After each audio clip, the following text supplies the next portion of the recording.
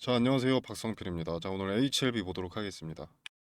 자, 말씀드렸던 흐름 그대로 나오고 있습니다. 자, 1월 리라프그라티니 NDA 일정 5거래일을 앞두고 기대감이 반영되는 모습이고, 자, 기대감 반영 전에 공포심을 동반할 거라고 말씀을 드렸습니다.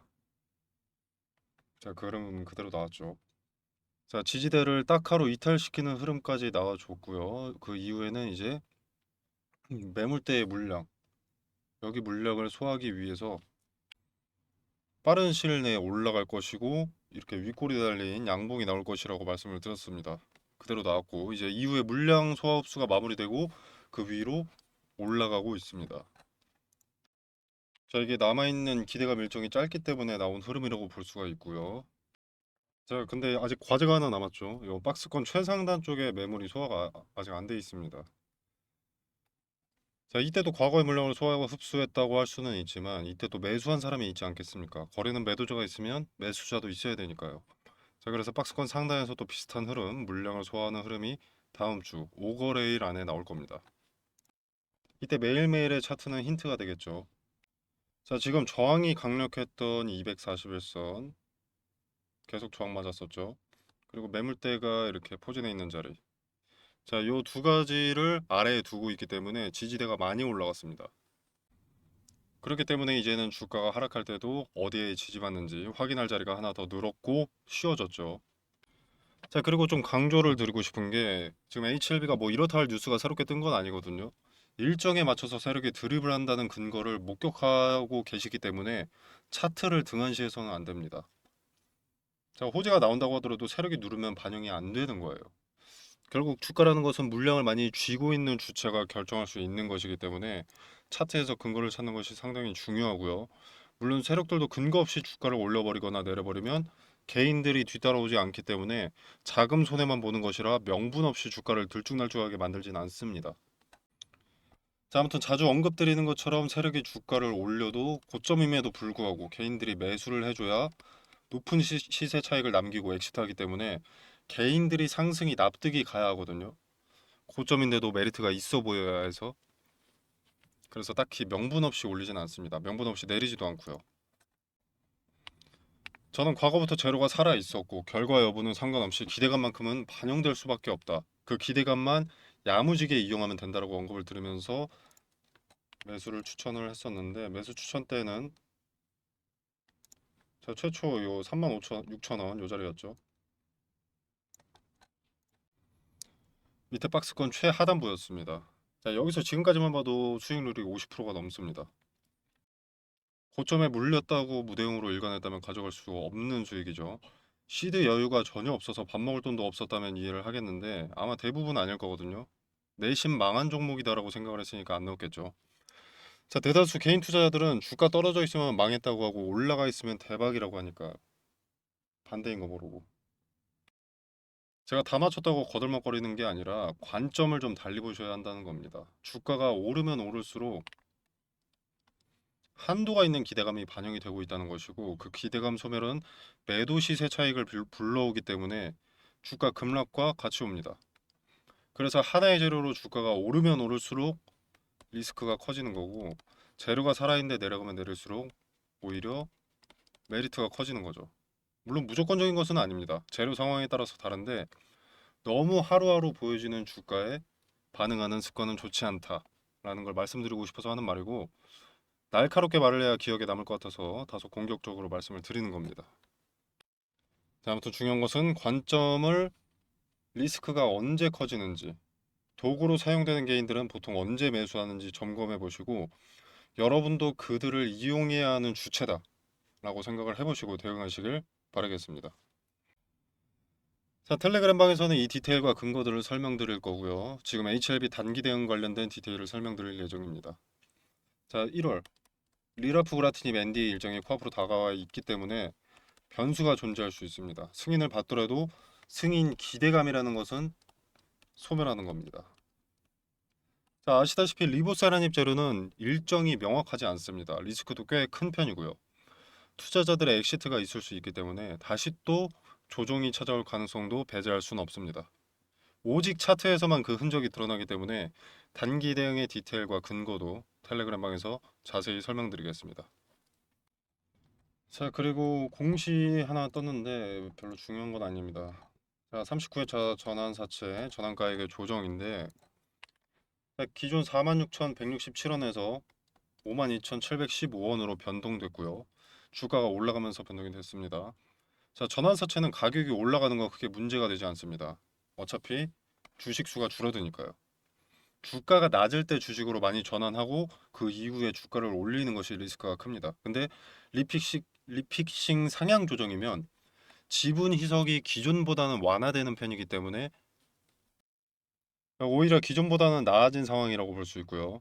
잔여 물량 전환 청구해서 매도를 하더라도 어차피 소화시켜야 할 매물이기 때문에 크게 리스크로 볼 이유까지는 없다라고 말씀을 드리겠습니다.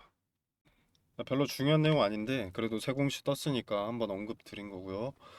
자, 중요한 건 이제 리라프라팀 NDA도 기대감이 꽤 크게 반영된다는 것을 알았으면 기대감이 소멸하진 않는가 지켜봐야 되는 시점이 왔고요.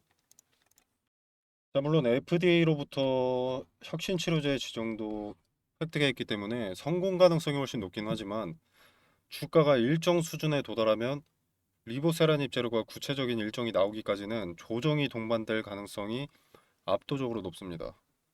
주가가 오름과 함께 단기적인 리스크도 어느 정도 올라간다는 거죠. 앞서 말씀드린 대로. 자, 앞으로 나타날 거래일들의 그 힌트가 쓰여질 겁니다. 저항의 흔적을 확인하면 빠르게 텔레그램 방에서 그 흔적을 말씀드리고 흔적에 대한 근거 설명드려서 여러분들 대응에 도움되는 내용을 전달드리겠습니다. 제가 말씀드리는 건 모두 팔라는 게 절대 아니고요. 비중을 축소하고 보다 저렴한 데서 또 근거를 찾아서 축소했던 비중을 차익을 더해 매수하는 관점으로 접근해서 리버세라닙의 기대감을 준비하는 시간을 가져가는 것이 현명하다라고 생각합니다. 자, 리버세라닙은 시간이 다소 걸릴 수도 있습니다. 이게 클래스 1이라고 하더라도 2개월이 소모가 되기 때문에 준비 과정과 개미 털기가 동반될 수밖에 없어서 준비 과정이라고 하는 건 이제 윗자리 매물 소화입니다. 준비 과정과 개미 털기가 동반될 수밖에 없어서 저점은 존재하고 저점에 대한 힌트도 꽤나 명확하게 나타납니다. 그리고 이제 클래스 2라면 리스크가 압도적으로 커지고 재료 일정이 너무 멀리 밀리기 때문에 저점이 더 깊어지고요.